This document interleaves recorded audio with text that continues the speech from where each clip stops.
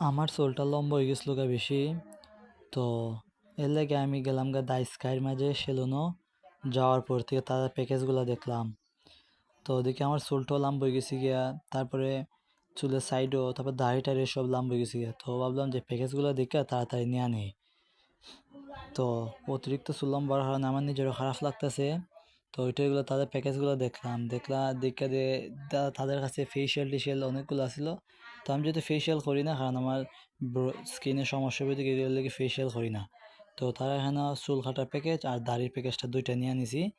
তো নিয়ে কইলাম যে আমার চুলটা কাটা শুরু করে দিন। আর যেহেতু আমার কাছেও খারাপ লাগতেছে চুলটা, যেহেতু সাইডের চুল টুল লম্বা হয়ে গেছে গিয়া, এটার লেগে আর কি। তো তারা হইলাম যে আমার চুলটা কাটা শুরু করে দিন। তো তারা হলো যে আচ্ছা ঠিক আছে।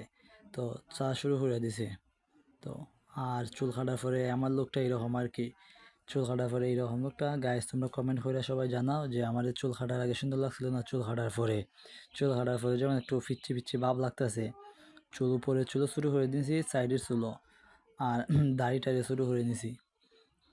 তো গাইস, তোমরা কমেন্ট করে জানাও যে আমার প্রথমে চুল লম্বা চুলে কে সুন্দর লাগছিল না চুল কাটার পরে সুন্দর লাগছিল। একটু কমেন্ট করে জানাই ভাই। আর স্কাইয়ের মাঝে অনেকগুলা প্যাকেজ আছে যেগুলো তোমরা নিতে পারো। তারা আমার ছিল যে চুলটা ওয়াশ করে দিতে পানিতে, আমি বলছি যে না, আমি বাসায় গিয়ে নিজে করে নেব। তো ওইটার লাগে আর কি। তাই এমনি অনেক পরিবেশটা অনেক সুন্দর তাই স্কাইয়ের মাঝে।